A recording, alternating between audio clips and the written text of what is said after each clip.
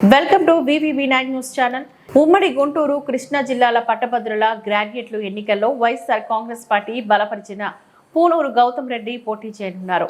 ఆయన్ని అఖండ మెజార్టీతో గెలిపించాలని కోరుతూ జగ్గైపేట నియోజకవర్గ సమన్వయకర్త తన్నీరు నాగేశ్వరరావు ఆధ్వర్యంలో వారి స్వగృహం వద్ద మంగళవారం ప్రత్యేకంగా సమావేశాన్ని నిర్వహించారు.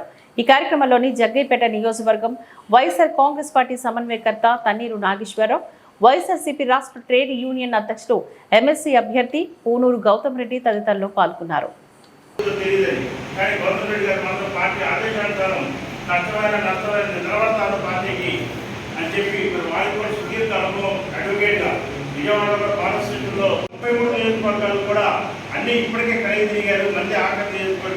వాస్తవానికి 20 రోజుల క్రితం పెట్టాలి మీటింగ్. అప్పుడే భానుగారు అడిగారు. తర్వాత యాక్చువల్గా భానుగారు కూడా నాకు కూడా చెప్పారు, గౌతమ్ రెడ్డి గారు వస్తున్నారు, మనం మీటింగ్ పెట్టాలి, గ్రాడ్యుయేట్ ఎమ్మెల్సీది ఓట్లు చేర్పించే కార్యక్రమాన్ని స్పీడప్ చేయాలని చెప్పారు. కానీ అనుకోని పరిస్థితుల్లో వాళ్ళు పార్టీలు మారడం, మరి మనం కొత్తగా ఇవ్వడం, మళ్ళీ ఇతర 2-3 రోజుల్లోనే ఈ కార్యక్రమాన్ని ఏర్పాటు చేసుకోవడం జరిగింది. మరి ఇక్కడ సంఖ్య కొద్దిగా తక్కువ ఉన్నప్పటికీ కూడా నేనేమని చెప్పాను చెప్పే సార్కి, ఒక వారం 10 రోజుల్లోనే పార్టీ కార్యాలయం చూస్తున్నామండి. వారం 10 రోజుల్లోనే పార్టీ కార్యాలయం చూసిన తర్వాత దాన్ని జిల్లా నాయకులు అందరూ కూడా పిలిచి మీరు కూడా వద్దురు కానీ అందరి ఆధ్వర్యంలో పార్టీ కార్యాలయాన్ని ప్రారంభిద్దాం. ఆ రోజు మళ్ళీ మీరు ఒక మెసేజ్ కూడా ఈ ఓటర్ ఎన్రోల్మెంట్ గురించి చెబుతురు కానీ, మరి ఇప్పుడు ఇక్కడ వచ్చిన వాళ్ళందరూ కూడా గ్రామాలకు తిరిగి ఓట్లు చేర్పించే కార్యక్రమాలు చురుగ్గా పాల్గొంటారు అని చెప్పి నేను వారికి హామీ ఇవ్వడం జరిగింది. మరి ఈ నేపథ్యంలో మరి అభ్యర్థిగా మన ముందుకు వచ్చినటువంటి గౌతమ్ రెడ్డి గారిని మేము ముందు మాట్లాడవలసిందిగా కోరుతాము. ఒరిజినల్ కనుక వాళ్ళకి చూపించినట్టయితే అది టిక్ చేసుకుని వెళ్ళిపోతారు, ఆటోమేటిక్గా మీకు ఓటు వచ్చినట్టు.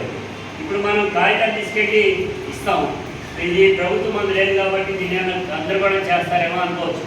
అది ఎవరు చేయడానికి వీలేదు. దీని కింద స్లిప్ ఒకటి ఉంటే ఆ స్లిప్ కట్ చేసి మనకి ఇస్తారు.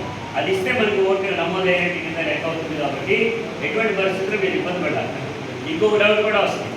జగ్గైపేటలో ఉన్నారు, 3 సంవత్సరాలు ఖాళీగా డిగ్రీ చదివి జగ్గైపేట వీధులను తిరగడానికి ఇష్టపడగల తల్లిదండ్రులు కూడా వాళ్ళు హైదరాబాద్లోనో విజయవాడలోనో ఎక్కడ పనిచేస్తాం. అటువంటి వాళ్ళకు కూడా ఓటు ఉంటుంది. వాళ్ళు ఇక్కడే ఆధార్ కార్డు ఉంటుంది కాబట్టి ఆ ఆధార్ కార్డు అవన్నీ కూడా తీసుకుని మనం దీన్ని ఓటు నమోదు చేసి ఇక్కడే మనం హ్యాండ్ ఓవర్ చేయడం పెట్టాం. అది ఒకవేళ కనుక ఇంటికి సంబంధించినటువంటి మీ అందరూ కలిసి వెళ్ళేవాల్సిన కన్నా ఇంటిలో ఒక మనిషి ఇస్తే సరిపోతుంది. లేదంటే మన పార్టీగా అది ప్రతి ఒక్క మనిషి ఒక 10 అప్లికేషన్లు ఇవ్వడానికి వీలుపడుతుంది.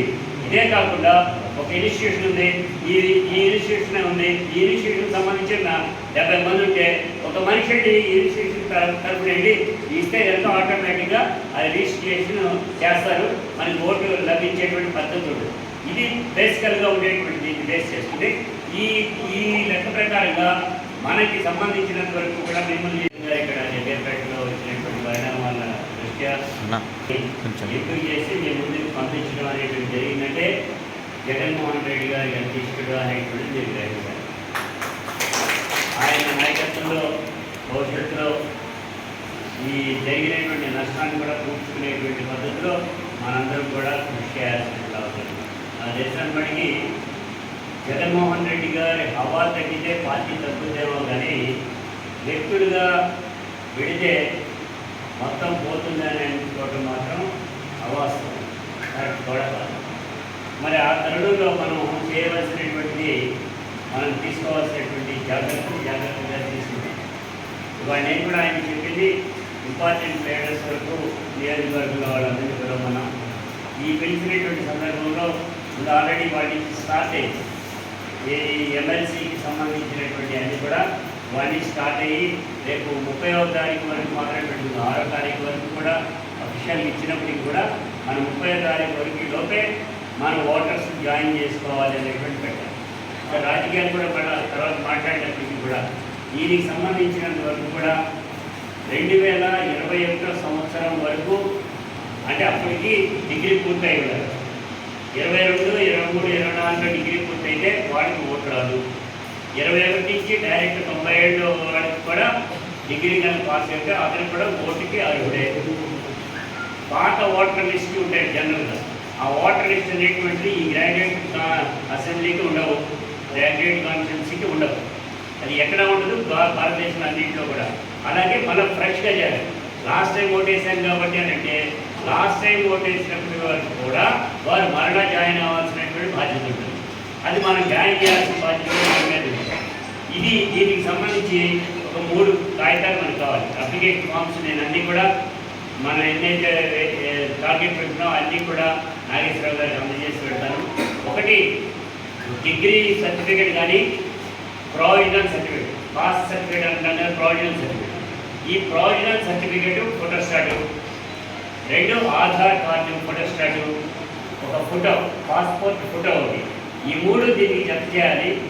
ఈ ప్రాంతంలో ఉండేటువంటి మున్సిపల్ మున్సిపాలిటీకి సంబంధించినైతే కనుక మున్సిపల్ కమిషనర్ గారికి ఇవ్వాలి. అదేవిధంగా ఈ ప్రతిమాయి 3 ప్రాంతాలకు సంబంధించి ప్రతిమాయి ఇంకా 2 ప్రాంతాలు ఉన్నాయి. అవి 2 కూడా తహసీల్దార్కి ఇవ్వాల్సినటువంటి బాధ్యత ఉంది.